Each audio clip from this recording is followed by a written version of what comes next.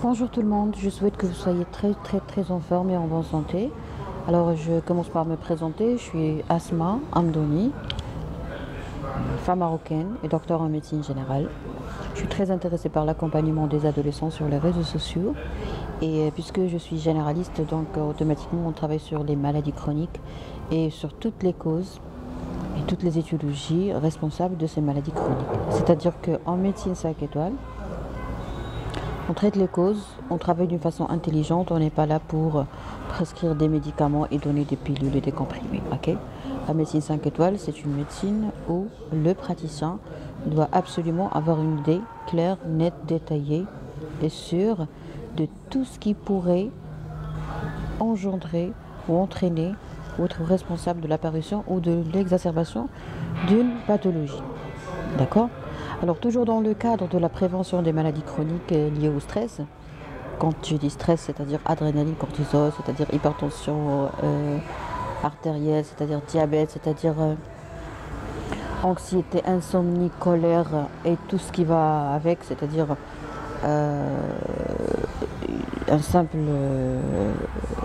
à titre d'exemple, par exemple, on a des gens qui, une fois stressés, ok, ce sont des tabagiques, des alcooliques, mais une fois stressés, il va consommer plus de, de tabac ou plus de cigarettes ou plus d'alcool ou plus d'autres choses. Vous voyez? Donc la consommation, voilà, la consommation est rythmée par l'état d'anxiété de la personne, l'état de stress. C'est-à-dire que qu'est-ce qu'il faut faire en médecine générale? Il faut absolument essayer de faire des enquêtes familiales, des enquêtes vraiment d'une façon très personnalisée pour pouvoir avoir une idée sur toutes les oscillations, si vous voulez, de l'état d'humeur de mon patient. Vous voyez? Alors parmi ces oscillations, parmi ces modifications, si vous voulez, de l'état d'humeur des gens, c'est-à-dire état d'humeur, anxiété et habitudes toxiques ou habitudes nocives. Exemple, tu peux ne pas être un tabagique, mais tu peux être quelqu'un qui grignote, qui bouffe tout le temps, qui cherche le plaisir en mangeant, parce que quand on mange, on a automatiquement une augmentation de la dopamine après avoir sollicité le système de récompense. Bonjour tout le monde, très bien. Donc le sujet d'aujourd'hui, qui est la culture des amis, la culture de l'amitié, ce n'est pas un sujet en rapport avec la psychiatrie. Ce n'est pas de la psychiatrie, non, c'est de la médecine générale 5 étoiles. C'est-à-dire, mon patient a un problème de santé chronique lié au stress. Son état s'aggrave, son état d'humeur s'aggrave, ses conduites, ses habitudes sont rythmées par son état d'anxiété. Donc, je suis dans l'obligation de comprendre qu'est-ce qui se passe dans la vie de mon patient. D'accord? Plus je creuse, plus je découvre des choses et je suis là pour les partager avec les gens. Alors, la chose qui dérange les patients, ce sont les amis. Les amis qui sont nocifs, les amis qui sont toxiques, les amis jaloux, les amis ennemis. Ok? Il faut absolument qu'on traite ce sujet parce qu'il est très utile à débattre ce type de sujet pour permettre un bien-être et surtout pour augmenter, si vous voulez, l'efficacité et l'efficience des médicaments ou des recommandations. Hello doctor, how are you? How have you been? I'm well, thank you so much. Alors, la culture des amis. Le but principal de ce live, c'est de vous inviter à retrouver une paix que j'ai pu toucher. C'est-à-dire quoi une paix? C'est-à-dire qu'on va arrêter de croire qu'on a été trahi par nos amis. On n'a jamais été trahi par nos amis, on a été trahi par notre ignorance. Alors quand j'admets que j'ai été une sacrée ignorante, quand j'admets qu'il y avait des choses et un type d'éducation que j'ai jamais entendu parler, dont je n'ai jamais entendu parler, alors là je commence à retrouver la paix. Et la paix, je pense, c'est quelque chose qui est très précieux, qui est très important. La paix, c'est quoi? La paix, c'est-à-dire que vraiment, j'ai tout le plaisir à partager ça avec vous parce que je n'étais pas comme ça, ok? Alors la paix, c'est quoi? C'est quand ton ami te fait quelque chose de mal, ça ne te dérange pas. Ça ne te dérange pas parce que tu es docile, parce que tu es soumis, parce que tu es peureux, parce que tu as honte. Non, ça ne te dérange pas. Pourquoi? Parce que finalement, tu as compris qu'il est comme ça. C'est sa culture. Il a grandi dans une famille où tout le monde, une famille de rancune, une famille de vengeance. Moi, j'ai déjà connu un ami, ok? Il était comme ça. Vous savez pourquoi j'ai commencé à publier des choses en rapport avec les parents? Parce que tous les amis qui nous ont déçus, tous les amis qui nous ont fait du mal, et si nous on a fait du mal à quelqu'un, il faut toujours savoir qu'il y a une histoire derrière. Bonjour, il y a des amis hypocrites. Oui, sois hypocrite avec eux, lui le problème. Alors moi j'ai inventé un truc qui s'appelle l'hypocrisie halal, c'est pas de l'hypocrisie. En islam, nous avons une sorte d'hypocrisie halal. Si je me permets de le dire, hein, je ne donne pas des cours d'islam, mais moi je prends des choses comme ça. La toxicité halal. Vous savez, en islam, bon, je souhaite la bienvenue à toutes les croyances. En islam, il y a une astuce que le Dieu nous a recommandé de faire, et cette astuce, elle est juste magnifique. Tu peux tuer ton ami. Tu as un ami. Est-ce que vous avez des amis hypocrites? Est-ce que vous avez des amis qui jaloux? Est-ce que vous avez des amis qui vous ont fait du mal? Est-ce que vous avez des amis il y a quelque chose de très dangereux que je vais partager avec vous. Je pense, docteur, on n'a besoin pas des amis aujourd'hui. Bah, c'est votre culture, si vous n'avez pas besoin d'amis, je respecte votre choix. Pour moi, c'est obligatoire d'avoir, c'est primordial même. Bon, LinkedIn. Et j'ai appris beaucoup de choses avec lui. J'ai appris qu'en islam, on a vraiment... L'islam a tout dit, a tout expliqué. Tout est clair, tout est bien fait, tout est efficace. Voulez-vous que je partage avec vous une astuce en islam qui peut tuer, il peut vexer, elle peut écœurer, et c'est halal, c'est obligatoire, même c'est recommandé. Vous voulez bien savoir c'est quoi, avoir une idée sur cette astuce? Une astuce miraculeuse qui peut tuer le pervers narcissique, qui peut tuer l'hypocrite, qui peut tuer ton ami jaloux, qui peut le tuer vraiment. Il peut vraiment être hospitalisé en réanimation le soir. Pourquoi? Parce que tu as pratiqué un truc qui t'a été demandé par le Dieu. Est-ce que vous voulez que je partage cette astuce avec vous? Mais répondez-moi quand même. Pourquoi vous êtes bouche bée? Voulez-vous connaître une astuce halal qui est très toxique et qui neutralise la toxicité de toute personne qui se croit intelligente, toxique, jalouse, je sais pas moi. Vous voulez pas savoir? Si. Ah d'accord. Bonjour Madame Nano. Vous savez c'est quoi cette astuce? Et ça marche à fond, hein. C'est le sourire. Le sourire. Premièrement sourire, deuxièmement ne pas raconter ses problèmes. Maintenant moi je grille les gens tout en respectant l'islam. Je grille. Go ahead doctor. Ok. Je grille. Je vois les gens vraiment rôtis, si vous voulez. Quand tu souris, tu vois la peine dans les yeux de tes amis. Mais c'est grave quand même.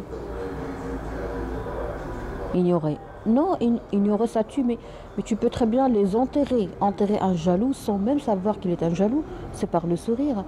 Genre quand quelqu'un te crée des problèmes, par exemple, il t'a créé des problèmes, il a fait tout ce qu'il veut, il a terminé, ok? Il vient te dire bonjour, bonjour Asma, ça va, tu vas bien? Ça va ma chérie? Avec un sourire courtois, élégant. Tu réponds à la vipère, oui, je vais bien, merci. Et toi, tu vas bien? Alhamdoulilah. Est-ce que tu as un problème? Non, j'ai pas de problème. Parce que je te vois pâle. Les vipères, elles sont comme ça. Je te vois pâle.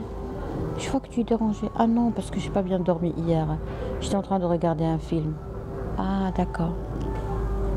Tu es occupé? Je t'ai appelé, tu m'as pas répondu? Non, j'étais occupée. J'étais en train de parler. Il faut pas mentir, hein, il faut dire la vérité. Si j'étais pas en train de parler, je vais lui dire, je n'ai pas fait attention à mon téléphone. J'ai pas menti. Parce que c'est interdit de mentir en islam. Vous voyez? Alors quand quelqu'un te fait quelque chose de mal, automatiquement, il est en train d'expecter ta réaction. Il veut te faire souffrir. Pourquoi? Parce que lui, il a été trahi, il a été écœuré de la part de ses parents. Alors moi, j'ignore tout ça. La définition life بالفرنسية ما كاينش بسبب الناس. Une autre fois, another time I will talk Arabic. Salut Dr Asma, merci pour tout, je vous en prie. Alors, je suis là pour donner des astuces vraies, honnêtes, halal est très très très bénéfique pour la santé et surtout vous allez rester classe et chic. On a tous commis des erreurs, on a tous été vulgaires, on a tous été impulsifs, on a tous eu du mal à gérer notre stress. Pourquoi? Parce qu'on a été entouré par des vipères. Les vipères doivent continuer à coexister. Okay? Il faut qu'ils restent toujours pour souffrir. Il faut faire souffrir les vipères, comme ça. Ou les serpents, tout dépend de est-ce que vous êtes un homme ou une femme. Alors tu as un ami, il te fait quelque chose de mal. Toi, tu ne sais pas. Alors, ce qui est vraiment très douloureux chez les patients, c'est que les patients tardent pour comprendre le truc. Et ils tardent pour apprendre que toutes vos peines, tous vos problèmes, toutes les difficultés que vous rencontrez dans votre vie viennent toujours de la personne la plus proche à votre cœur. C'est impossible d'être trahi s'il n'y a pas de trahison sans confiance. Donc, puisque vous avez été trahi, cela veut dire que, en principe, ça vient toujours de quelqu'un à qui tu as fait confiance. Moi, j'ai vu une citation circuler sur les réseaux sociaux où on dit « Tu ne pourras jamais apprendre à faire du vélo si tu n'avais pas fait confiance à quelqu'un et après il t'a lâché. » Il faut que les gens à qui on fait confiance nous lâchent pour qu'on apprenne à faire le vélo. Ok? Donc, on est en train de développer la vraie paix interne. Je ne suis pas en train de faire du coaching, je suis contre le coaching. On est en train de faire la paix, de retrouver la paix. Parce que la paix, c'est quoi? C'est arrêter de blâmer, arrêter de reprocher, arrêter d'accuser. Écoutez, quel est le problème chez le pervers narcissique? C'est quoi le problème dans la trahison? C'est que ça vient de la personne qui t'aide. Alors là, vraiment, on va bien surfer aujourd'hui pour comprendre le truc. Parce que si je t'aide, tu vas m'aimer. Et si tu m'aimes, tu vas être attaché à moi. Et après, je peux te faire un coup que jamais tu vas l'oublier. Et ça serait très difficile parce que je connais toutes tes faiblesses. Donc, en islam, on nous dit qu'il ne faut pas partager ses faiblesses et ses problèmes avec les gens. Garde ta dignité, garde tes secrets, garde ta force, garde ton petit jardin secret. Mais même si tu as été victime de tout ça, tu dois être fier de toi parce qu'au moins tu n'es pas comme ces gens-là. Comme le feu Hassan II a dit, que son âme repose en paix. Je préfère être victime d'une amitié que d'être l'assassin d'une amitié. Tu dois être fier de toi parce que tu as été trahi, tu n'as pas trahi. Écoutez, on va réfléchir un petit moment aux gens qui vous ont trahi. Ok. Écoutez, je ne parle pas d'erreur, je ne parle pas de bêtises. Non, je parle de trahison. Trahison, c'est-à-dire une planification. On a tous commis des erreurs, on a tous été un jour inappropriés dans notre langage, où on a sûrement été, on a dit quelque chose qui est vraiment très déplacé. Mais je parle de la trahison, c'est-à-dire la planification basée sur la jalousie, ou motivée par la jalousie. Ok? Tu as été trahi parce que tu as fait confiance. Tu as fait confiance. Quelles sont les choses secondaires à cette confiance? Premièrement, tu as dévoilé tes secrets. En islam, c'est interdit. En islam, tu commets un péché, tu n'as pas le droit de le partager. Ok? En islam, tu veux faire quelque chose, tu n'as pas le droit de le dire. Tu envisages quelque chose, tu n'as pas le droit de le dire. Donc en islam, tu as une protection magnifique. Tu ne dois pas parler. Mais qu'est-ce qui se passe? Je vais vous dire un truc. Pourquoi c'est difficile d'être un bon musulman? Alors là, si tu veux être en bonne santé, si tu ne veux pas être trahi par tes amis, tu dois être un bon musulman. C'est-à-dire, si tu as quelque chose à dire, à demander, tu demandes directement au Dieu. Ça, c'est la croyance. La croyance, c'est une chose, la pratique, c'est autre chose. Tu fais la prière, mais tu as une croyance qui est faible. Ok? Tu ne fais pas la prière et pourtant tu as une croyance qui va très top. Est-ce que tu as la conviction que c'est le Dieu qui va t'aider? Oui. Tu dois faire un effort. Oui, je vais faire l'effort. Je vais prier. Je vais faire l'effort et je vais demander au Dieu. Mais pourquoi je vais demander à quelqu'un d'autre? Pourquoi je vais exprimer ma faiblesse? On n'a pas le droit en médecine. On n'a pas le droit d'exprimer notre faiblesse devant quelqu'un, de montrer la faiblesse. C'est interdit. Alors si on se contente uniquement de ce conseil, vraiment, on ne sera jamais victime d'une amitié. Parce que les amis, moi un jour j'ai été mal jugée par un ami qui m'a dit, j'ai dit pardon, je dois raccrocher, et après je l'ai rappelé. Il m'a dit qu'est-ce qui se passe? Je lui ai dit non, j'avais juste un petit problème, j'ai réglé. Il m'a dit c'est quoi ton problème? Je peux t'aider. Je lui ai dit non, je préfère compter sur moi. Il m'a dit tu es malade, tu dois voir un psychiatre. Comme ça. Pourquoi? Parce que j'ai pas voulu partager mon problème avec lui. Et après j'ai compris que c'était un manipulateur. Parce que moi les manipulateurs maintenant, j'ai développé une immunité contre ça. C'est-à-dire que même un manipulateur pervers narcissique, ça ne me dérange pas. Pourquoi? Parce que j'ai connu la clé, les clés. Les clés, c'est en islam. C'est en médecine et c'est en islam. Les clés, c'est étouffer la curiosité du manipulateur pervers narcissique. Étouffer la curiosité. C'est quelqu'un qui veut t'aider. Non, ne m'aide pas. Non, tu es malade parce que tu veux pas que je t'aide. Non, c'est toi qui es malade parce que tu veux pas, parce que tu veux imposer l'aide. On s'impose pas. Il faut jamais forcer les belles choses. Mais c'est très fort de ma part maintenant de refuser l'aide. Alors qu'avant, j'étais vraiment très sentimentale parce que moi je suis très sentimentale. Trop. Mais j'ai remarqué que quand je lutte contre ma nature, je souffre. Alors qu'est-ce qu'il faut faire? Pas facile d'être, pas facile. Qu'est-ce que j'ai commencé à faire? J'ai commencé à, bien sûr, à suivre les recommandations des psychothérapeutes américains, parce que les Américains ils sont très forts, ok? Avec tous mes respects à tous les psychothérapeutes. Parce que les Américains, ils te prennent toujours pour quelqu'un qui a un cerveau, quelqu'un qui n'est pas stupide, quelqu'un qui n'est pas ok? Et on te dit, tu avais besoin d'une éducation. Or, il y a des psychothérapeutes qui te disent, tu es malade, ok? Déjà, on te considère comme si tu étais un cas, comme si tu étais un défaut, ok? Un défaut que tu dois être éliminé. Pourquoi? Parce que c'est comme ça, ok? Parce que c'est comme si on est en train de faire le contrôle dans le domaine textile et tout, et on a trouvé quelque chose, un petit défaut, et on a vraiment jeté ou déchiré l'article. Vous voyez? Et ça, c'est très mauvais pour la santé. C'est très mauvais pour la santé. De juger quelqu'un comme étant quelqu'un qui est stupide, comme étant quelqu'un qui est... c'est grave de mettre un diagnostic si on n'a pas les capacités et si on n'a pas interrogé le patient dans un cadre respectueux. C'est-à-dire, tu ne m'as pas vu dans ton cabinet, tu n'as pas le droit de me dire que je suis malade. Voilà. Je ne parle pas des cas où on dit à quelqu'un tu es malade dans la comédie et tout. Non, durant ce live, je ne vais pas faire de la comédie, je vais être la doctoresse parce que c'est important. Quand on est docteur, quand on est psychothérapeute, quand on est professionnel de santé, on n'a pas le droit d'exposer les gens au risque. C'est-à-dire je suis là pour te rendre un service, je ne suis pas là pour te rendre la vie pourrie. Rendre un service à quelqu'un qui a besoin de toi, premièrement, le respect. Par respect, je ne dois pas te parler en dehors de mon cabinet. Ok? Par respect, je ne dois pas te coller un diagnostic en dehors de mon cabinet. Bien sûr, s'il y a AVP, crise de convulsion, je ne sais pas moi, c'est autre chose. Alors, moi j'aime beaucoup les psychothérapeutes américains parce que eux, ils sont là pour apprendre. Et la psychothérapeute te dit,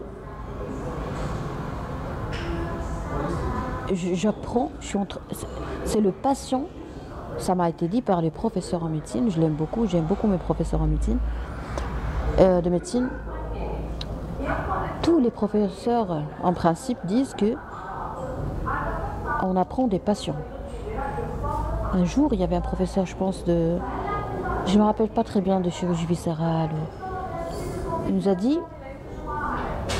on apprend, on assiste à des congrès, on fait des recherches, on publie des articles sur des journaux internationaux scientifiques, mais des fois, on examine un patient, il vient nous dire, tu sais rien, docteur, tu sais rien, docteur, vous savez rien. Ok, alors je vais lire vos commentaires. Comme ça, on pourra assurer une certaine concordance. Salut docteur Asma, merci pour tout, je vous en prie, bonjour. Madame Asma, il n'est pas nécessaire d'avoir beaucoup d'amis pour être heureux dans sa vie. Écoutez, je vais vous dire un truc très important, je vais être gentil avec vous parce qu'aujourd'hui je suis docteur Asma. S'il vous plaît. Je sais que vous avez souffert. Je sais que vous avez vécu des choses sombres. Je sais que vous avez été traumatisés. On a tous été traumatisés. Moi, je suis en train de parler de la culture des amis, de la culture de la paix. C'est-à-dire, je suis arrivée, Dieu merci, je suis fière de moi, je suis arrivée à un stade de paix. Le stade de paix, on n'accuse pas, on ne fait pas des jugements et on ne reproche jamais. Donc, soit on va arriver, on va bien travailler sur notre personnalité pour arriver à un stade de paix. Stade de paix, c'est-à-dire que tout le monde a raison, vous voyez? C'est-à-dire que je ne suis pas fâchée. Quand tu arrives au stade de la paix interne, c'est-à-dire que tu ne seras jamais fâché parce que tu vas te dire, il faut avoir un cœur de lion, hein, parce que tu dois vraiment éradiquer les choses dès le début.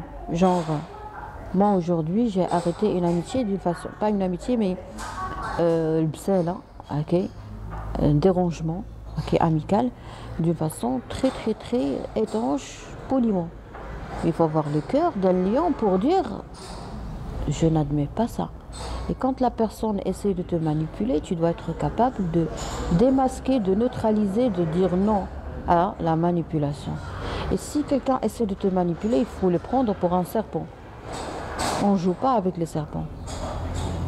C'est malheureux, surtout quand la personne a vraiment un poste assez important, un diplôme assez important ou des diplômes, surtout quand tu tombes sur ce type de personne. Et je vais vous dire quels sont les signes, hein, pour savoir que vous avez affaire à un manipulateur. Le manipulateur, il est toujours gentil. Il parle comme un psychologue. Et il est toujours drôle, le manipulateur, en général.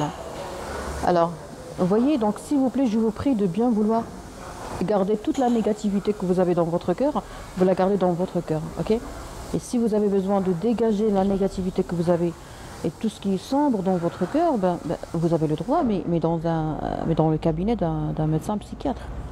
Il est là pour ça. Mais moi, je ne peux pas payer ça. Je vous interdis de me contaminer par votre négativité. Vous êtes des abonnés, vous n'êtes pas des patients. Docteur, peut-être si on serait face à quelqu'un, ça engage beaucoup d'ondes positives qui effacent. Alors si... Ah, très bonne question. Je vous ai dit un détail très important, je vous ai dit que sans être au courant, ok, sans savoir que la personne en face est un faux ami ou un ennemi ou une vipère, tu n'as pas besoin d'investir pour connaître tes amis. C'est-à-dire tu dois vivre ton amitié tranquillement. Tu n'as pas le droit de devenir... Je t'encourage pas à être paranoïaque. Je t'encourage pas à être douteux. Non, il faut pas. Parce que sinon tu vas souffrir. À quoi sert apprendre quelque chose qui va te faire souffrir? Non, il ne faut pas souffrir et il ne faut pas faire souffrir les gens. C'est-à-dire, moi, je vous encourage à être à l'aise, comme il faut faire confiance à ses amis, ok? Mais si ton ami est une bonne personne, le sourire va vraiment embellir votre relation. Et si vous êtes face à un ami jaloux, donc le sourire va le tuer, va l'écœurer. Parce que, écoutez, je vais vous dire un détail, je suis sûre qu'il y en a quelqu'un parmi vous ou parmi nous, qui a déjà vécu cette expérience. Quand tu souris, par exemple, tu as un ami, tu as une copine, tu souris, tu es gentil, tu es à l'aise, tu es très heureuse lorsque tu la rencontres, et elle ne rate pas l'occasion pour te faire une critique. Elle ne rate pas l'occasion pour te dire quoi, tu parais pâle, tu parais malade, tu n'as pas une bonne mine. Elle te donne un conseil, elle te donne l'impression, ok, qu'elle t'a donné un conseil, qu'elle est là pour t'aider, alors que non, elle a fait ça uniquement pour gâcher ta joie. C'est vrai. Alors comment répondre à ces femmes-là? Quand quelqu'un, par exemple, te dit, tu sais Asma, j'ai aimé ta veste, mais tu es obèse. Cette veste ne va pas. Ah oui, c'est vrai. Il faut toujours apprendre. Il faut toujours... Ça, je l'ai appris des juifs, que je remercie, je remercie tous les juifs. Il faut toujours apprendre. Tu m'as fait une remarque, tu m'as dit je suis obèse. Ok, donc je veux profiter de ton savoir. Je vais toujours prendre les remarques et les critiques des gens comme des sources de savoir.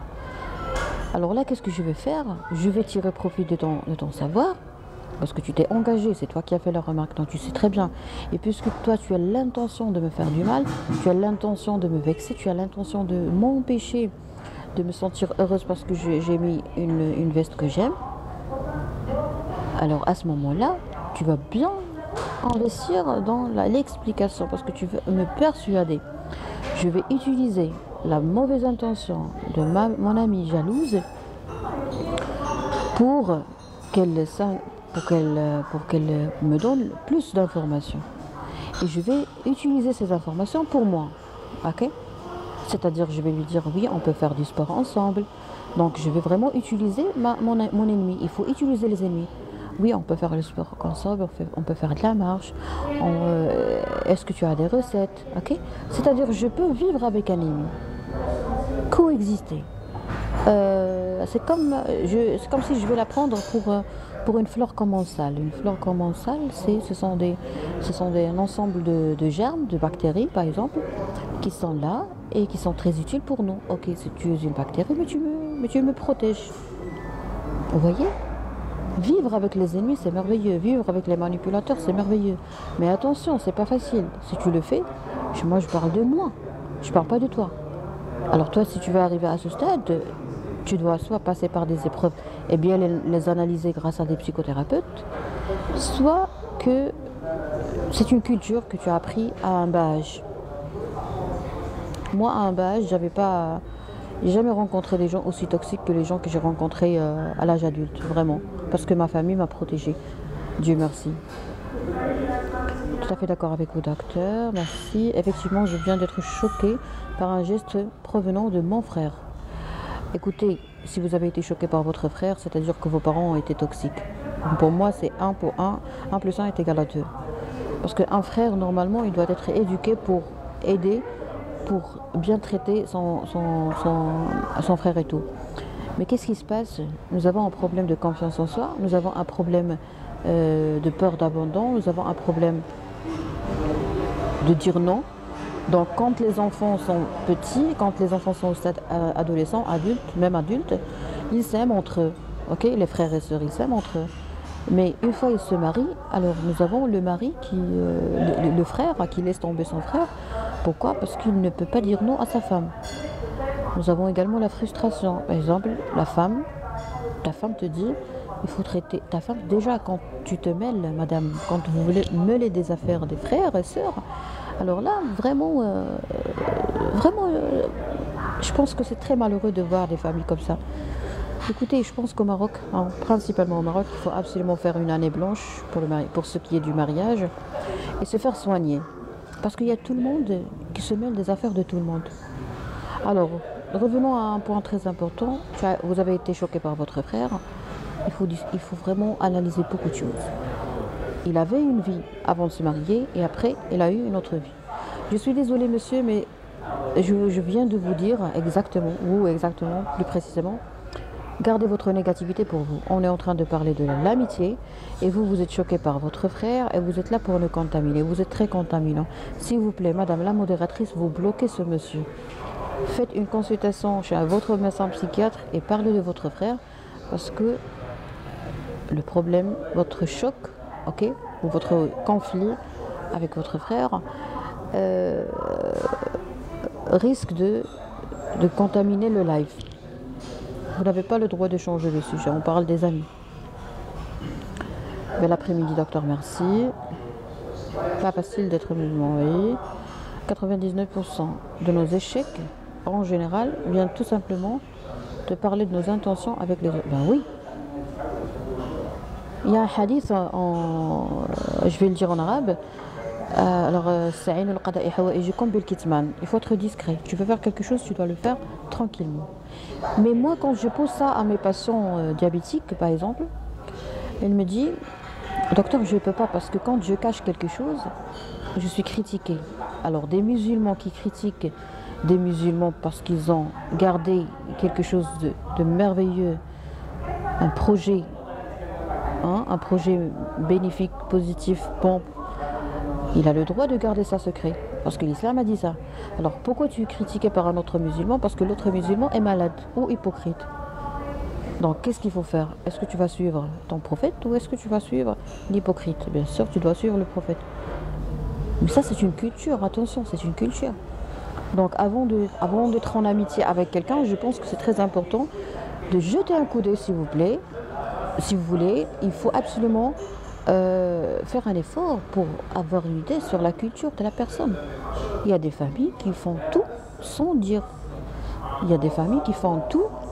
Par exemple, je connais des filles qui sont mariées, ils n'ont rien dit. Alors d'autres copines n'ont pas apprécié, alors que moi j'étais heureuse pour elles. Pourquoi? Parce que, écoutez, quand on est très jeune, on comprend pas. On se dit non, mais je suis sa copine, pourquoi elle m'a rien dit? Elle était fiancée et pourtant mais une fois adulte, j'ai commencé à encourager les gens à ne pas partager ce type de trucs. Parce que si tu m'aimes vraiment, tu vas être heureuse pour moi. Je t'ai invité, je t'ai donné le temps de préparer par exemple ta robe. Je t'ai donné le temps de préparer même une tenue traditionnelle. Ok? C'est-à-dire que je ne suis pas méchante. Moi, j'ai choisi la discrétion. J'ai fait la connaissance d'un monsieur. Il a demandé maman. Il est venu chez nous. On a fait les fiançailles et tout va bien. Et le jour où on a voulu fêter une alliance assez sacrée et importante, j'ai invité mes copines un mois avant. Donc je pense que c'est largement suffisant pour préparer une tenue.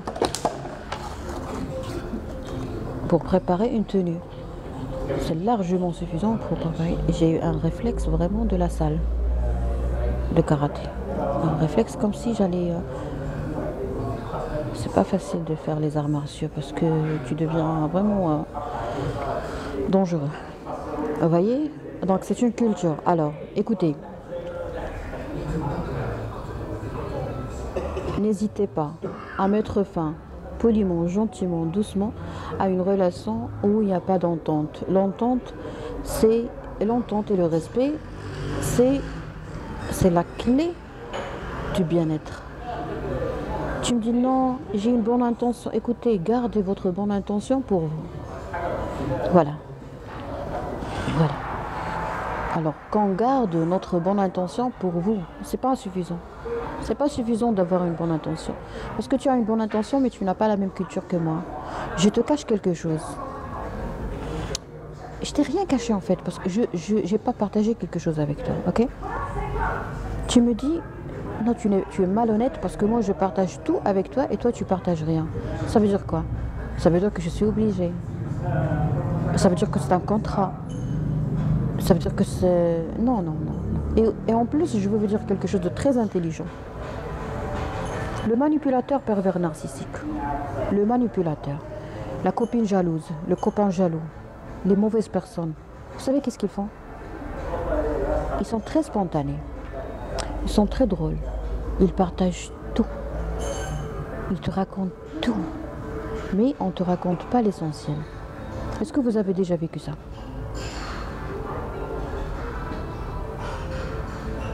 Bonjour. Moi j'ai l'impression que c'est eux qui sont malades et moi je prends les médicaments. Alors oui, il y a ça. Les professeurs de psychiatrie nous ont dit que les vrais malades ne viennent pas faire la consultation, ce sont les victimes des vrais malades qui viennent consulter. Et en pédopsychiatrie, on a appris ça. On avait une professeure de pédopsychiatrie que j'aime beaucoup. Elle s'appelle Belgiloun. Je l'aime beaucoup, hein. Elle est magnifique, formidable et très gentille. Et quand on assistait à ses cours magistraux, vraiment, elle nous donne une grande énergie positive. Elle nous a dit un syndrome des parents, des enfants qui ramènent leurs parents. C'est-à-dire, la maman ramène son fils pour faire une consultation de pédopsychiatrie, c'est-à-dire psychiatrie pour les petits. Et on découvre toujours que ce sont les parents qui sont malades, les parents qui souffrent, les parents qui sont fatigués, ok? Parce que comment est-ce que ce petit pourra être malade? Automatiquement, la maman va pas bien, surtout la maman, hein. C'est pas facile, docteur. Oui, c'est pas facile, c'est très difficile. Écoutez, je vais vous dire un truc très important. Quand tu vois que quelque chose est difficile, il y a une astuce merveilleuse, hein. Moi, c'est comme si j'ai fait une aventure et je suis en train de raconter ce que j'ai appris. Je fais un très bon travail. Mais au Maroc, tu parais comme une folle. Alors, j'ai découvert un truc très important, c'est quoi? Quand tu trouves que quelque chose est difficile, il faut savoir que, premièrement, tu as un entourage nocif. Donc, il faut commencer par l'entourage. Il ne faut pas se dire non, je je suis fort et je peux très bien réussir même dans... Non, non, non, c'est la vie est très courte. Life is short, very short. La vie est très courte. La vie est très courte. N'essayez pas d'être fort dans de la merde. Parce que, pardon, je m'excuse pour le terme. Je pense que c'est pas amusant d'être toujours en contact avec la merde et de continuer à mettre le parfum. C'est comme à l'époque en Europe où on a créé l'eau de toilette pour la première fois. Et pourquoi on l'a créée? Parce qu'il y avait des excréments partout dans la rue. Il y avait des gens qui faisaient tous leurs besoins dans la rue parce que c'était interdit par les hommes de l'église. Je pense que vous êtes déjà au courant. Alors il y avait du caca, il y avait partout. J'ai une amie française âgée de plus de 70 ans. Je pense qu'elle est décédée, je ne sais pas. Je souhaite qu'elle soit en forme, sinon que son âme repose en paix. Elle m'a dit, c'est quoi une rigolade? Ben, j'ai répondu, je ne sais pas. Elle m'a dit, la rigolade, c'est les urines. Elle m'a dit, dans le palais des glaces, il y avait des femmes qui mettaient les grandes robes en cloche, ok? Et quand elle avait besoin de faire pipi, qu'est-ce qu'on faisait? On urinait. Et quand la femme marche, nous avons le fil d'urine. Et c'est ça la rigolade. Okay? C'est-à-dire quand on dit à quelqu'un la rigolade, il te dit quel type de rigolade. Okay? Ça c'est un truc français. Okay? Donc tout le monde faisait caca et pipi en plein rue. Et on a même inventé quelque chose. Écoutez, on n'inventait pas quelque chose pour traiter une chose évitable. Évitez-la. Vous voyez, notre problème c'est quoi? Et le problème des gens diabétiques et hypertendus qu'on traite, c'est en fait ça. Tu essaies de trouver une solution pour un problème que tu peux très bien éviter. Qu'est-ce qu'on a créé? On a créé les talons. Alors à l'époque, il y avait des talons. Première fois qu'on les a créés, et c'est pourquoi? C'est pour rester à l'abri, si vous voulez, vous restez bien loin des fakes, des cacas, Ok? Parce que tout le monde faisait caca. C'est pour ça qu'il y avait plusieurs pandémies, épidémies, parce que tout le monde, des épidémies, il y avait des... Vous savez, avant la découverte de la pénicilline, vraiment les gens ne pouvaient pas... Vraiment, on ne pouvait pas traiter l'infection, c'était incapable d'éviter la mort, décès uniquement par l'infection. Et c'est malheureux quand même. Alors tout ça pour vous dire que vaut mieux rester loin du caca. Parce que c'est pas amusant de mettre des talons, c'est pas amusant de mettre l'eau de parfum ou l'eau de toilette. C'est pas suffisant et c'est pas intelligent de continuer à se laver les mains alors que tu es toujours tacheté. Quand tu dis que c'est difficile de faire quelque chose, croyez-moi, vous êtes entouré par des gens qui vous ont poussé à croire que c'est difficile, voire impossible. Je vais vous donner un exemple. Par exemple, tu es en train de te laver les mains, ok? Et à chaque fois que tu te laves les mains, il y a quelqu'un tout près de toi. Qui te touche, qui te tâche par quoi? Par du safran. Ou il y a du safran dans le robinet ou dans la bouteille ou dans le récipient où tu te laves les mains, ok? Donc, à chaque fois que tu te laves les mains, tu prends la serviette, tu remarques qu'il y a quelque chose de jaunâtre, ok? Si tu continues à utiliser une eau polluée, ou si tu continues à te faire tacheter, tu vas croire que jamais tu auras des mains propres. Alors que c'est pas vrai, il y a juste une petite cause et je pense que c'est très important. Voilà la médecine 5 étoiles. Voilà l'intérêt d'apprendre la médecine 5 étoiles, c'est d'apprendre qu'il y a une cause. Et les grands savants, les grosses têtes disent que c'est illogique d'expecter des conséquences ou d'attendre des conséquences différentes en continuant à faire les mêmes choses. Tu fais la même habitude et tu attends le changement. C'est pas possible. Vous voyez? Commencez par l'entourage. Et il ne faut jamais se croire fort, parce que la force, ça vient de l'entourage. On est influencé, on est influençable, et c'est pas un défaut, c'est une qualité. C'est-à-dire que si tu me mets par exemple au Canada, je vais devenir, ou dans un grand CHU, je vais m'adapter, je vais être contaminée, je vais être influencée. Et ça, c'est une qualité. Ok? Donc, être influencé, c'est une qualité. Si tu veux éliminer cette qualité en essayant de rentrer dans des challenges inutiles, c'est-à-dire, voilà pourquoi je vous dis, il faut choisir ces gars.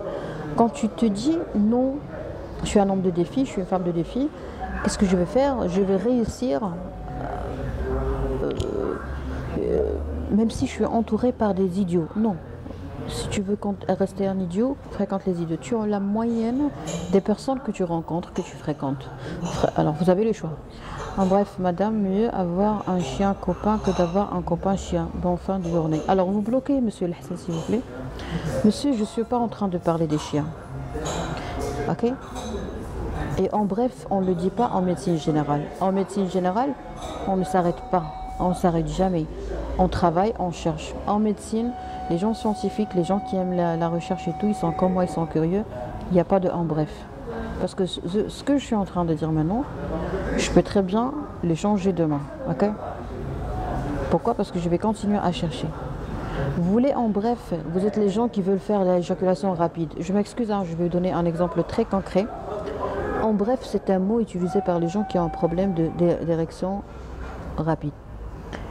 Les hommes qui ont une érection rapide, ce sont des hommes qui souffrent et qui font souffrir les femmes et qui vont souffrir par la suite. Parce que si tu as une érection rapide, ta femme va te trahir, va te tromper. Pourquoi? Parce que toi, tu veux toujours, tu optes pour la rapidité. Bref. Je ne suis pas votre copine, monsieur, pour me dire bref. Non, il n'y a pas de bref en sciences, en médecine, non. Il y a la recherche. Et si vous n'êtes pas patient, vous n'allez pas être capable d'étudier 8 ans pour avoir un diplôme. Vous voyez? Bon, on est très différents, donc on ne va pas se mettre en accord. Mais c'est pas grave, hein, je respecte. Vous êtes bref, restez bref. C'est vrai, docteur. Nos valeurs nous incitent à bien se comporter envers l'autrui. Oui, le sourire, je pense que c'est de la bonne... Ça fait partie des bonnes manières, le sourire. Il est où le problème si on sourit? Si tu souris face à ton copain, tu vas te sentir à l'aise. Il va sourire en revanche, parce que c'est comme un miroir. Et puis, ça va te faire du bien. Ok? S'il est honnête, tu es ma copine, tu es honnête avec moi. Mon sourire va te rendre heureuse et tu vas sourire. Et ton sourire va me rendre heureuse.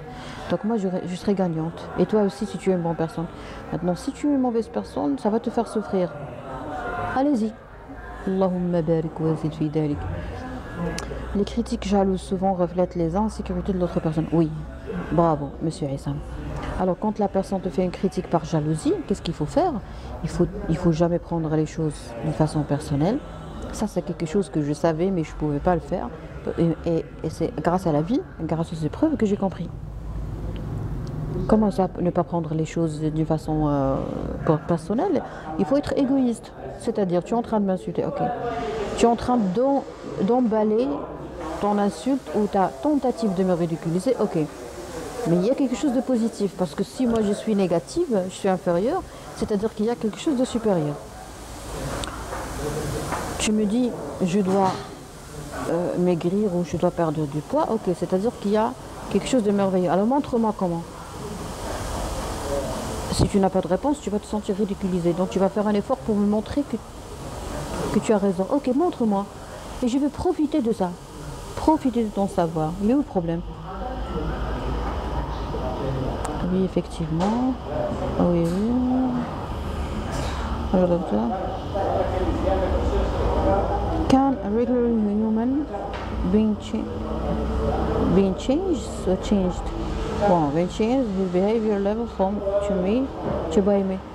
Level anglais. Écoutez, monsieur Mohamed, afin que vous bloquez ce monsieur.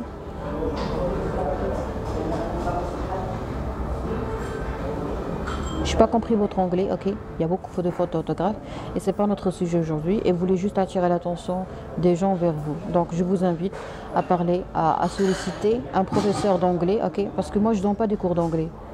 Je comprends pas ce délire. Bonjour doctoresse, c'est toujours aussi ravissante et épanouie. Machallah alek, merci.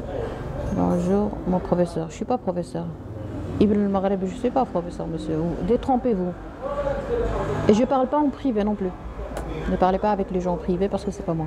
Moi, il y a une seule façon de faire une consultation à distance avec moi ou une consultation physique dans mon cabinet, c'est prendre un rendez-vous via www.docexpress.ma. Mes respects, madame Asma. Respect mutuel. Je préfère lorsque vous exposez en français. Ah oui, très bonne remarque. Très bien. Alors maintenant, je pense qu'on a commencé à comprendre le truc. Le truc, c'est quoi? Le truc, c'est ta santé. La chose la plus importante qu'on perd, c'est notre temps et notre santé. Alors, pour rester en bonne santé, pour ne pas avoir un diabète, ou si tu as un diabète, si vous avez un diabète, ok, et vous voulez absolument, vous avez du mal à l'équilibrer, ok? C'est-à-dire,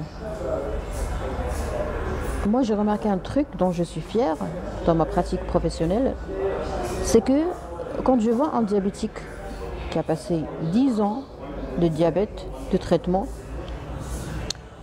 et qu'il a toujours un diabète déséquilibré, et qui a toujours des problèmes de santé, et qui a toujours une hémoglobine glyquée très augmentée, même si le patient fait tout pour être à la hauteur, pour suivre le régime hygiéno-diététique, il respecte tout, il fait même du sport, mais si le patient a quelque chose qui coince, et qui bloque, et qui inhibe, et qui empêche la guérison ou l'évolution. Alors à ce moment-là, qu'est-ce que je fais? Je fais un interrogatoire. Moi, je donne des cadeaux dans mon cabinet. Sous quelle forme? Sous forme de minutes. Mais il faut faire très attention, même avec vos amis, quand tu offres quelque chose gratuitement, tu vas être maltraité et les choses vont être dévalorisées par les gens qui n'apprécient pas ça. C'est une culture, hein. Il faut pas, écoutez, arrêtez de fournir un effort ou des efforts pour changer les gens parce que c'est inutile. Pour changer quelqu'un, il faut reculer, revenir en arrière et traiter sa mère. Et pour traiter sa mère, il faut traiter sa mère au stade enfant. Donc, impossible. Donc, si tu ne peux pas changer la mentalité de la maman de tes amis, ça veut dire que tu ne vas pas pouvoir changer tes amis, ça veut dire que tu ne vas pas pouvoir changer la personne. Donc, arrête, tais-toi, essaie de traiter ta dépendance affective, essaie de traiter ton syndrome du sauveur, essaie de le bedin, ok? Ok? Essaie de te dire Bauer ou calm down. Calmez-vous s'il vous plaît. Vous n'êtes pas des dieux. Si vous avez une grande envie d'aider quelqu'un, ça peut être un syndrome du sauveur, ça peut être lié à votre désir de traiter votre parent ou quelqu'un de la famille, parce qu'à un certain moment vous étiez incapable de le faire. Ok? Ça arrive, hein? Bien. Alors j'ai un truc très important, c'est que je m'investis tranquillement et profondément dans l'écoute des patients, dans mon cabinet bien sûr. Dehors, je ne suis pas obligée d'écouter les gens, surtout les toxiques. Alors, ça m'intrigue, vraiment, je deviens curieuse pour comprendre qu'est-ce qui se passe. Le patient suit le régime, il fait tout. Diabète déséquilibré. Alors, qu'est-ce que j'ai découvert? J'ai découvert tous les sujets que je traite sur les réseaux sociaux. Alors maintenant, vous allez comprendre pourquoi je donne l'impression que je veux faire le travail de psychiatre, alors que je ne le fais pas. J'attire l'attention des gens qui ont des maladies chroniques, parce que c'est mon apanage, les maladies chroniques. Fais ton hijab, wafa zkhiri. Afak ma tbloquehash, laissez-la. Non, il faut qu'elle reste ici, parce qu'elle veut parler, il faut qu'elle parle. Et moi, je vais découvrir qu'est-ce qu'elle a dans le crâne. C'est très important. Parce que moi, je suis en train de travailler sur la paix interne. Et pour comprendre la paix, pour arriver au stade de la paix interne, il faut comprendre. Tant qu'on ne comprend pas, on peut pas devenir fort. Ok? Mais bien sûr, il ne faut pas continuer à côtoyer. Bon, pas grave. Alors, on est arrivé à quel point? On est arrivé au point de la médecine 5 étoiles, c'est-à-dire un patient diabétique, hypertendu, qui prend le traitement, qui suit le régime, qui fait le sport, qui fait tout. Il a une hygiène qui est meilleure que la mienne, hygiène de vie meilleure que la mienne, mesure hygiéno-diététique vraiment merveilleuse. Mais le patient n'arrive pas avoir une glycémie capillaire normale, il n'arrive pas à avoir une glycémie postprandiale normale, il n'arrive pas à avoir une hémoglobine glycée normale. Qu'est-ce qui se passe? Merci Lano. Qu'est-ce qui se passe? Il y a quelque chose.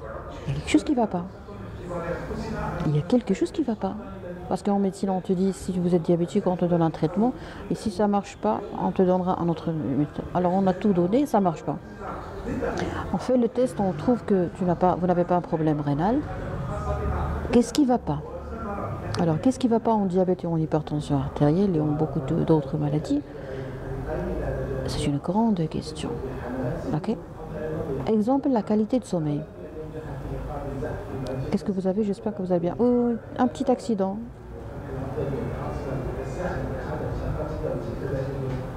Il y a quelque chose qui ne va pas. Alors, ce quelque chose qui ne va pas, c'est ça la médecine 5 étoiles. C'est comprendre qu'est-ce qui ne va pas dans la vie des gens. C'est notre responsabilité, c'est notre devoir. Bonjour docteur, bonjour. Parle en arabe s'il vous plaît. On est des Marocains. Avec tout mon respect aux Marocains, je vais préparer des choses en arabe, mais je souffre, monsieur. Quand je parle en arabe, je souffre. Il y a des gens qui arnaquent les Marocains. Les Marocains, vous êtes très sensibles. Il y a des gens qui vous arnaquent. Je vous ai demandé de signaler une page Facebook. Malheureusement, vous ne l'avez pas signalé, donc je ne peux rien faire. Hein, je suis en danger. Il faut être égoïste quand on est en danger. Alors j'ai remarqué que les gens qui ne s'améliorent pas, même s'ils respectent très bien les recommandations de médecins, j'ai remarqué qu'ils ont des problèmes dans leur famille. Et ces problèmes doivent être discutés. Voilà pourquoi je discute des sujets sur les réseaux sociaux et même dans les conférences. Exemple de sujet, la jalousie des amis. Choisir ses amis. Alors là, je vais vous donner quelques astuces très pratiques pour bien choisir ses amis. Premièrement, vous n'avez pas le droit de considérer une personne comme une amie ou un ami tant que vous ne connaissez pas ses parents. Ça, c'est une réalité, c'est une découverte, c'est une recherche, c'est une étude, c'est du vrai. C'est du vrai. Je suis heureux de vous voir à l'émission. Merci, c'est très gentil, aussi dit. Je vais vous donner des exemples, ok? On va rester professionnel, on ne va pas parler de moi. Alors, le mariage. Amitié qui se termine par le mariage. Ok. Ça, c'est la voie la plus safe if you want. Ok? Tu commences par l'amitié et après, tu convertis, ok? Tu convertis ta relation, votre relation à une relation d'amour, de mariage. Ok. Qu'est-ce qui se passe? Qu'est-ce qui ne va pas? Bon, laissons tomber le mariage, on va rester toujours dans l'amitié. Tu as été trahi, tu as été trompé, ok, par ton copain qui a couché avec ta copine ou avec ta femme. Ok, ça c'est catastrophique, c'est grave. Alors, premièrement, quand on arrive à un stade de paix interne, premièrement, il n'y a pas de vengeance. Le stade de paix interne, ok, c'est un stade où on n'a pas la culture de se venger. Parce que quand tu veux te venger de quelqu'un, tu vas t'arrêter et te dire « je suis le seul responsable ». Alors, une fois que tu deviens adulte, majeur et vacciné, responsable, sage, tu vas arrêter d'accuser les autres. Tant que tu continues à accuser les autres, tu n'es pas mature. Voilà, ça c'est une réalité. Alors là, vraiment, on va parler avec les gens matures, parce que c'est un sujet qui est très important, la culture des amis. Si vous êtes toujours une personne qui juge les autres, qui accuse les autres, qui fait des reproches, vous êtes une personne immature. Alors le jour J où vous allez devenir une personne mature, vous allez toujours vous considérer le seul responsable de tout ce qui vous arrive. Ok? Même pour ce qui est du passé, c'est-à-dire votre famille, vos frères, votre ex et tout. Ok? Alors, une fois que j'arrive à ce stade où je vais me dire je suis la seule responsable de tout ce qui m'arrive, à ce moment-là, je vais devenir une personne de qualité, sur ce plan. Parce qu'il y a plusieurs plans, avant de dire que je suis quelqu'un de qualité. Alors, si vous trouvez si vous réalisez par exemple que votre ami, ok, que vous avez toujours considéré comme un frère, et ça c'est une bêtise, si vous remarquez que, si par exemple vous découvrez que votre ami vous a trompé avec votre femme, premièrement, il y a une réaction, il y a une réponse. Il y a une grande différence entre une réaction et une réponse. La réaction, elle est inconsciente, elle est sentimentale, elle est basée sur du n'importe quoi. Sur des réflexes, sur la culture, sur beaucoup de choses, c'est un mélange, ok? La réponse, elle est toujours bonne, elle est toujours honnête, elle est toujours juste, elle est toujours sage. Elle est toujours bien calculée. Premièrement, il faut apprendre à éviter de réagir, sauf s'il y a du feu. C'est-à-dire, vous allez être protégé, vous allez éviter de commettre un crime, vous n'allez pas penser à vous venger, vous n'allez pas penser à agresser, ok? Donc vous allez gagner. Parce que si je me venge de quelqu'un, je vais perdre. Si je tue quelqu'un, je vais être incarcéré, je vais être arrêté, je vais passer une bonne période dans la prison. Donc, commettre un crime, réagir, mal gérer son stress, c'est toujours une perte parce que tu vas le regretter. Donc, dans les réactions, on regrette souvent. Alors, qu'est-ce qu'il faut faire? Il ne faut pas réagir, il faut répondre. Donc, on élimine l'option reaction. I will talk about answer. Basically, we should try and learn how can we answer, ok? Alors, tu vas répondre à cette situation comment? Premièrement, tu es le seul responsable. Ton ami t'a trompé avec ton épouse. Il est où le problème? C'est toi qui as mal choisi tes amis. Alors là, je pense que vous allez commencer à comprendre que c'est pas arrogant de ma part de dire aux gens ou d'inviter les gens à apprendre à bien choisir les parents de leurs amis. Parce que quelqu'un qui a grandi, écoutez, je ne suis pas en train de vous insulter, je suis en train de parler de quelque chose de vrai. Toute personne élevée ou éduquée ou qui a grandi auprès d'une maman méchante est une personne méchante ou malade. Toute personne qui a été éduquée, élevée par une maman manipulatrice est un manipulateur. Point à la ligne. Donc, est-ce que c'est, je pense que c'est pas gentil de votre part. C'est pas gentil. Vous n'êtes pas gentil avec vous-même. Pourquoi? Parce que vous avez décidé de choisir, vous avez décidé de payer les pots cassés. Vous avez décidé de vous sacrifier, ok, pour que cette personne se venge de sa mère en se vengeant de toi. Et c'est vrai. C'est vrai. Merci Madame Nadia. Alors je vais lire vos commentaires parce que là on va parler de la culture de l'amitié et la culture de la vengeance, la culture de la rancune. C'est une culture. Ton ami, il est incapable d'être un bon ami. Il ne le fait pas exprès. Il ne faut pas détester, il ne faut pas haïr, il ne faut pas en vouloir les gens. Il ne faut pas accuser les gens. Tu n'as pas le droit de reprocher ou de juger ton ami uniquement parce qu'il t'a trahi. C'est un traître parce qu'il est fait pour être un traître. Il a grandi dans une famille de traîtres, de traîtresses. Il a été éduqué par une mère traîtresse. Personne rancunée parce qu'elle a grandi dans le rancune. Mais écoutez, je ne peux pas donner quelque chose que j'ai pas reçu. Si j'avais pas jamais appris à ce que je suis en train de dire, j'allais pas pouvoir le dire. Si j'avais jamais appris, jamais écouté des gens qui parlent français, je vais jamais pouvoir discuter en français. Alors, c'est clair, hein? C'est clair. On ne peut pas donner quelque chose qu'on ne possède pas, mais c'est pas normal. Alors, essayons de choisir les amis qui ont appris à être des amis. Quand quelqu'un te dit que ma mère n'a pas d'amis, c'est-à-dire que ta mère est mauvaise ou malade. C'est pas mon problème. Qu'est-ce qui vous pousse à vouloir devenir le psychiatre de vos amis? Qu'est-ce qui vous pousse à le faire? Vous savez c'est quoi? C'est votre souffrance. C'est-à-dire que on va toujours revenir à la même idée, c'est que si tu as été trahi par ton ami, c'est-à-dire que tu es malade. Donc on va commencer de nous-mêmes, on va partir on va se concentrer sur myself. C'est-à-dire, je vais savoir, mais pourquoi je donne cette chance alors qu'une autre personne ne la donne pas.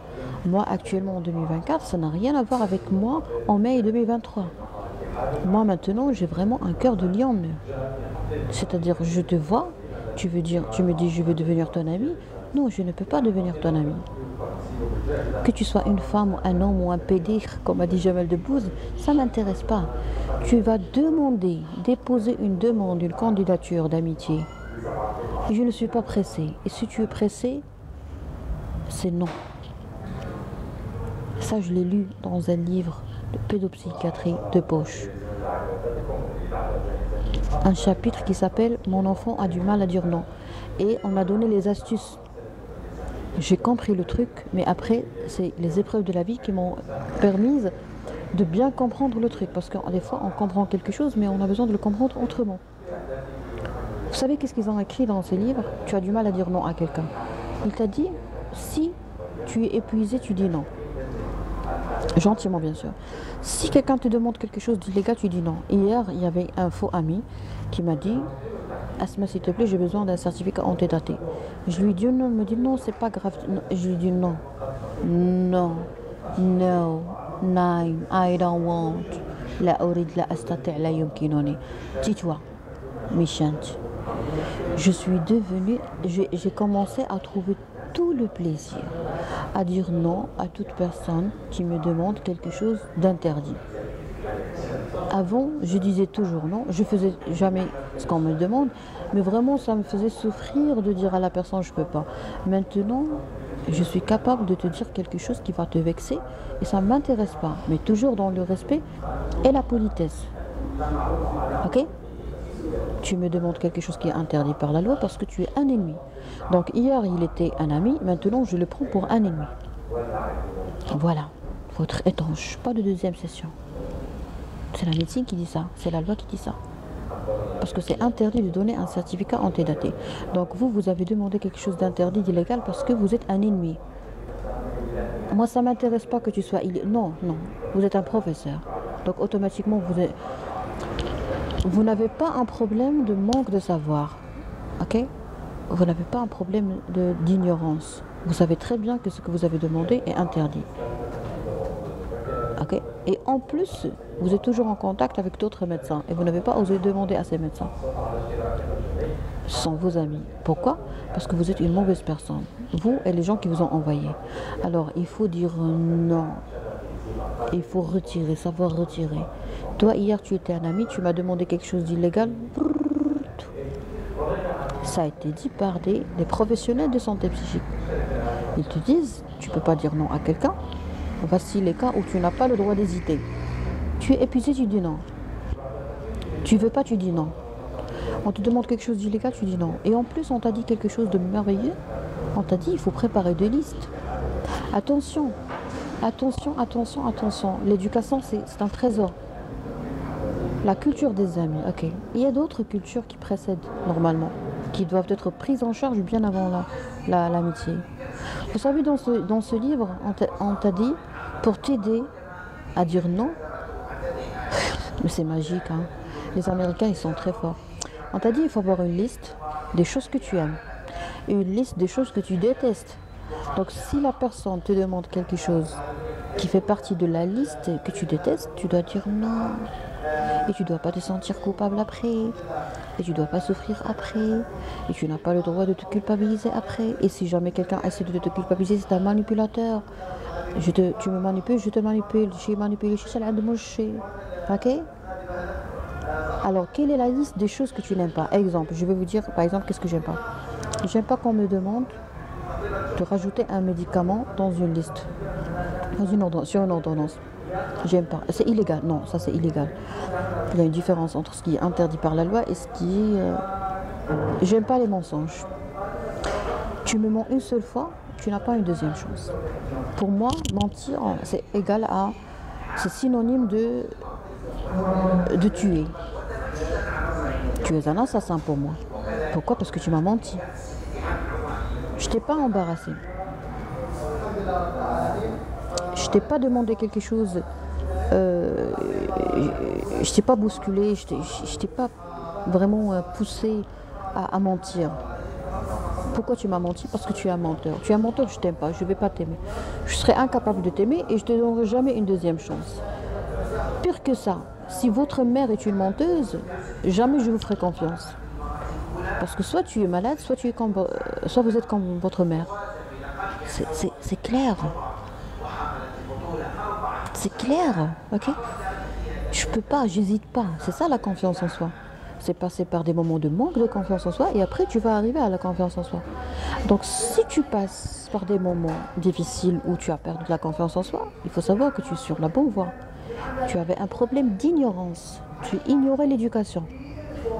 Et tu avais une culture de misérable. Culture du misérable, c'est vouloir aider tout le monde. Donc tu es misérable. Il y avait un problème dans ton éducation. Tu passes par des moments difficiles. Peut-être que tu dors pas bien. Peut-être que tu n'as pas vécu une enfance misérable, mais tu as vécu dans une atmosphère qui est merveilleuse. Et tu as décidé de permettre aux misérables et aux enfants des misérables d'accéder à ta bulle. Ce n'est pas de la modestie, non. Non, c'est de la misère. C'est pas de la modestie, ça. La modestie n'existe pas. La modestie, c'est la politesse. Tant que tu es poli avec moi, tu es modeste. Moi, je n'attends pas qu'un professeur ou un chef de service soit modeste avec moi. Je n'ai pas besoin de sa modestie. J'ai besoin de deux choses. Le contenu et le contenant. Le contenant doit être bienveillant, poli. Point. Un professeur qui est poli avec moi est bienveillant. Bonjour, madame, bonjour, docteur. C'est tout ce que j'en aurais besoin. Ok? Et le contenu, c'est quel est le cadre relationnel entre moi et toi? Vous êtes un chef de service, vous allez me donner des informations, et je vais normalement être poli avec vous. La politesse pour moi, la modestie pour moi, c'est la politesse plus la bienveillance. Point. Point. Si tu veux être gentil, ah non. Vous avez mélangé, vous avez tout mélangé. Tu veux être gentil. Est-ce que vous voulez adopter les gens? Ça m'a été dit un jour par un commissaire, un ami commissaire, ça fait bien longtemps que je ne l'ai pas vu. Il m'a dit, Asma, c'est pas de la gentillesse. Est-ce que tu veux adopter cette personne? Parce que tu penses trop à lui. Pourquoi? Parce que ces gens, quand ils viennent te faire la mesquine, quand ils viennent te manipuler en se faisant aller pour des mesquines, faites très attention. En islam, si quelqu'un te dit non, en islam on doit s'entraider, on doit s'entraider et tout. En islam, on ne doit pas être mendiant. En islam, on doit avoir de la dignité. يحسبهم الجاهل أغنياء من التعفف لا يتعرفون بسماهم لا يسألون الناس إلحافا. En islam, on n'a pas le droit de faire le mesquin, le pauvre. On n'a pas le droit de le faire. Donc à chaque fois que tu vois quelqu'un qui incarne bien le truc, il faut savoir que c'est du jeu. C'est du jeu, c'est de la manipulation au grade. Donc arrête. Si tu veux mettre fin à la culture de la misère, il faut commencer par soi-même. On a appris ça à l'école. Moi j'avoue, hein, j'ai appris à être misérable à l'école. Où on nous disait, mais je comprends pas, un instituteur qui n'est pas riche et qui parle de l'éducation financière et du coaching. Mais je comprends pas. Tu parles de la discipline, oui, je suis pauvre. Mais un instituteur qui dit aux enfants que les pauvres sont meilleurs que les riches, mais qui t'a dit ça, monsieur? Qui vous a dit ça? Mais faites un signe si vous êtes menacé. Qui est-ce qui vous a demandé de dire ça aux enfants? Vous dites aux enfants que l'argent c'est pas important. Mais c'est quoi ce délire, hein? Mais c'est quoi ce délire? Je vais aller au spa, comment est-ce que je vais payer? Par de l'argent. Je vais acheter je sais pas, un parfum. Comment est-ce que je peux me l'offrir? Par de l'argent. Mais pourquoi vous dites aux enfants, aux écoles, les riches sont mauvais, les riches sont méchants, il faut pas avoir de l'argent, tu vas être puni par la loi, par le Dieu si tu as beaucoup d'argent et que tu donnes pas de la charité, tu donnes pas de l'aide, tu donnes pas de zakat, tu donnes pas. Mais qui t'a dit que les riches ne donnent pas ça? Qui t'a dit ça? Je comprends pas. Une seconde, s'il vous plaît.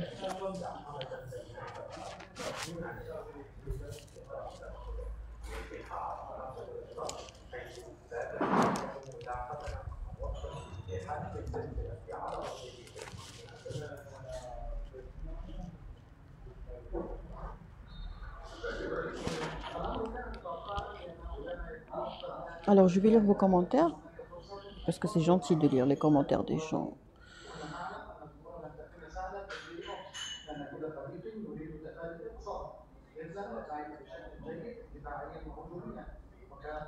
Bon rétablissement, merci. Comment doivent être leurs parents exactement d'ordre? Alors, ça, c'est une bonne question. Tout à fait. Bah oui, j'ai répondu à votre question, monsieur. Vous le bloquez, s'il vous plaît. Il a posé la question 2 fois. C'est-à-dire qu'il est en train de zapper, de se balader sur TikTok. C'est son problème à lui, hein. Parce que moi, je suis pas un perroquet quand même. Je réponds. Vous avez posé une question, j'ai répondu. Et après, vous venez dire non, non, non, non. C'est pas logique, hein. Je suis pas très logique, votre analyse. Merci, Lala Nadia. On a une maman très gentille. Toutes mes sœurs le sont. Machallah. Je n'arrive jamais à dire non. Mais c'est normal. Alors, Madame Nadia, vous êtes un bon exemple des gens qui ont du mal à dire non. Des gens vous savez, des fois, les gens qui ont grandi dans une famille gentille, vous avez été éduqué par une maman gentille, comme vous avez mentionné. Donc, cela veut dire que vous avez besoin d'une immunité. La gentillesse, c'est une qualité, et toute qualité sans protection est un danger. Ok? C'est-à-dire que vous êtes gentil, vous avez été éduqué par une maman gentille, donc ça va vous faire mal de dire non. Moi, ça me faisait mal de dire à quelqu'un non. Maintenant, j'adore dire non. J'adore plaquer, mais toujours d'une façon polie. Au début, on ne peut pas être poli, c'est normal, parce que les gens sont impolis. Donc automatiquement, tu vas être pas impoli, mais vraiment très rude, si vous voulez. Et après, on commence à bien tartiner la toxicité. Il faut apprendre à être toxique avec les toxiques. Être toxique comment? D'une façon halal, par le sourire. Toujours garder le sourire.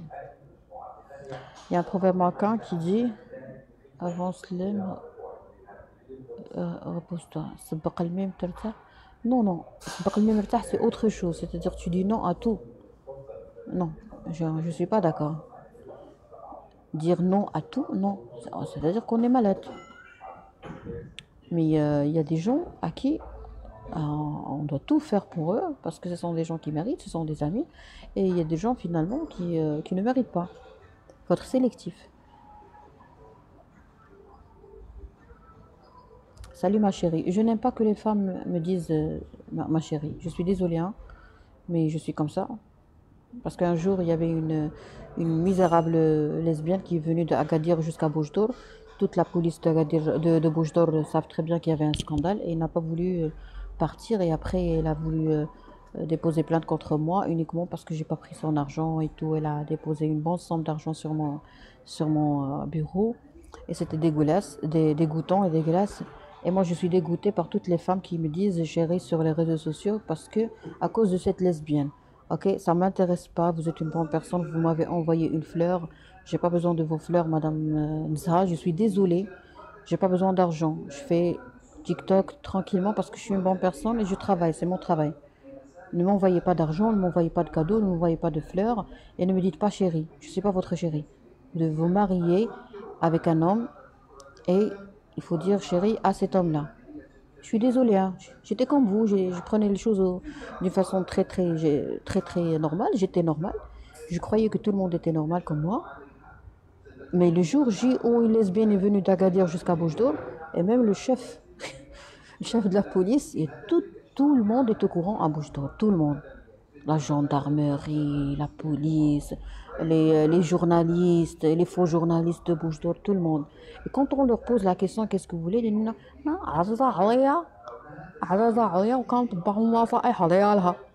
un grand chef de police qui lui dit arrêtez ce délire.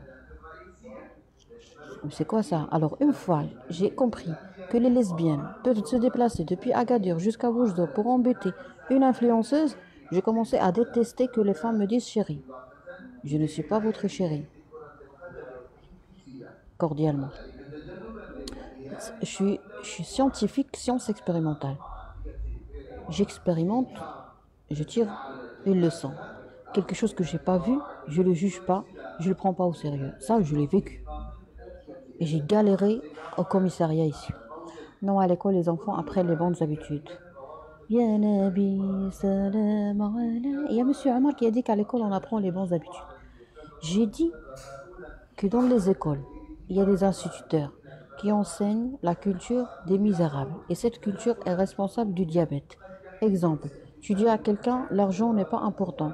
Il passe toute sa vie misérable, toute sa maudite vie de merde, en train de demander des crédits, en train de souffrir et en train de voler. Ok, il ne veut pas travailler, il ne veut pas faire des études, il ne fait rien à part répéter ce qu'il a appris à l'école à un bas âge. Parce que tout ce qu'on apprend à un bas âge reste gravé dans notre esprit. Arrêtez de dire aux enfants l'argent c'est pas important et les études ne sont pas importantes et que écoutez, continuez à faire ce que vous voulez. D'abord, là où il des frustrés. Une femme qui dit à une femme kvida, c'est-à-dire un petit bout de mon foie. Un croyant fort vaut mieux qu'un croyant faible. Radouane, je ne sais pas pourquoi je vais vous bloquer. Bloquez-le s'il vous plaît. Vous avez dit un proverbe marocain qui n'a rien à voir avec tout ça. Maintenant, vous êtes en train de parler de croyance et tout. Et vous êtes toujours coincé ici à me regarder. Ça y est, on va switcher vers la comédie. Parce que vous avez commencé à me casser la tête. Les enfants ont besoin d'éducation. Barakallah. Le rôle d'enseignant est insuffisant. Insuffisance chronique ou insuffisance aiguë. Écoutez, monsieur, je vous respecte, je respecte la loi, le Dieu, la nature, les animaux, les cafards. Tout le monde est beau, la vie est belle. Voilà. Voilà. Vous êtes un instituteur, vous avez été touché par ce que j'ai dit, je suis désolée. J'ai dit arrêtez de donner des cours d'éducation financière dans les écoles primaires parce que vous n'êtes pas des Richard, vous n'êtes pas des Jack Ma, vous n'êtes pas des Elon Musk, vous n'êtes pas des gens capables et à la mesure de donner des cours d'éducation financière aux enfants parce que vous donnez une culture de misère. Vous n'êtes pas un homme d'affaires, donc arrêtez de parler des affaires. Arrêtez de dire aux gens que les riches vont tous partir à l'enfer parce que c'est pas vrai. Ça m'a été dit. Arrêtez de dire ça. Wallah, c'est toi qui as raison. Merci beaucoup. Mais je respecte votre avis. Si vous voulez continuer à faire ça, c'est votre vie. Hein. C'est votre vie. C'est votre vie. Continuez à dire ce que vous voulez. Les bonnes manières et tout. Les bonnes manières, c'est une obligation. Le respect, c'est une obligation. Ce n'est pas un avantage. Un ami, un faux ami. Moi, je suis en train de parler de la médecine 5 étoiles. C'est-à-dire, tu étais tranquille. Écoutez, je vais parler maintenant avec la crème de la société. C'est-à-dire les gens de qualité, les gens polis, bien élevés, bien éduqués. Je ne parle pas de la richesse.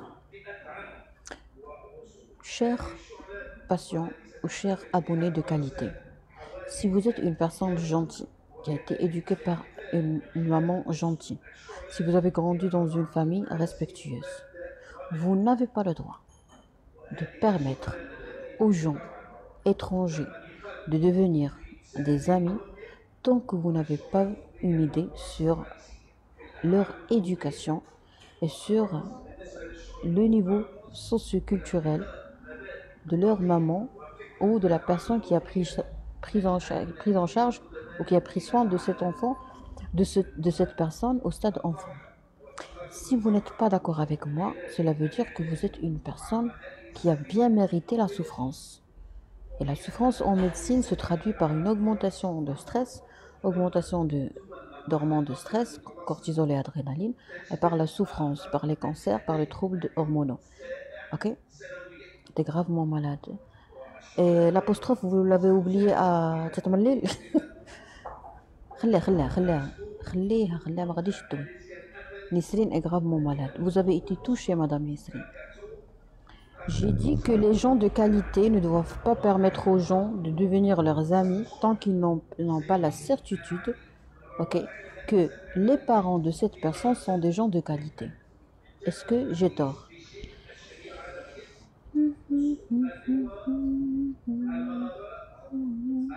J'esclaviste, Zouina. Mais je préfère si tu mets une chemise blanche et foulard blanc. Voilà la toxicité. J'ai aimé la veste, j'ai pas aimé le foulard, j'ai pas aimé le t-shirt. Vous voyez la toxicité. Cette femme n'a raté aucune occasion pour m'insulter dans les lives. Et maintenant, elle n'a pas pu être gentille. Elle a voulu être gentille, mais elle n'a pas pu. Pourquoi? Parce que la méchanceté est une culture chez elle. Écoutez, je veux vous dire un truc. J'ai vu un grand monsieur que j'aime beaucoup qui s'appelle Abdelwahed Ouajib. Il donne des leçons de morale, il donne des leçons de charia, islam et tout. J'aime beaucoup ses propos. Il a dit, la personne jalouse est une personne qui souffre. Normalement, quand on fait quelque chose de bien à quelqu'un, on est récompensé par les dieux. Et des fois, on est récompensé, bon, je parle avec les musulmans et les croyants. Des fois, on est récompensé ici, sur la planète Terre, et des fois, on va être récompensé après, dans le paradis.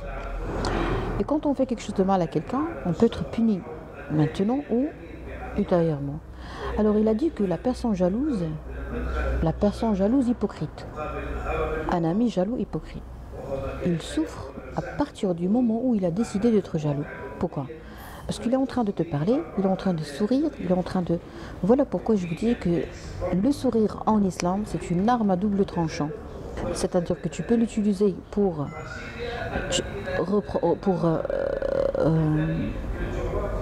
sentir le bien-être, ok? Comme tu peux sourire pour écœurer des gens, sans avoir à connaître qu'est-ce qui se passe dans leur cœur. Ok? Alors, ce monsieur, ce grand savant a dit, Abdelwahed Ouajib, il a dit que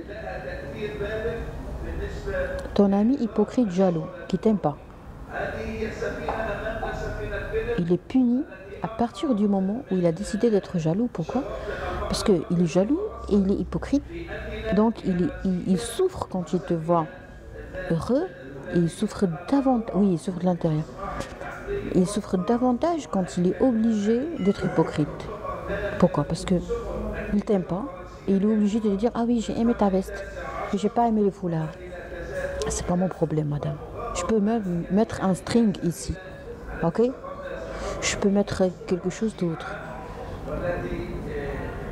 Vous n'allez pas pouvoir me toucher en me donnant votre critique.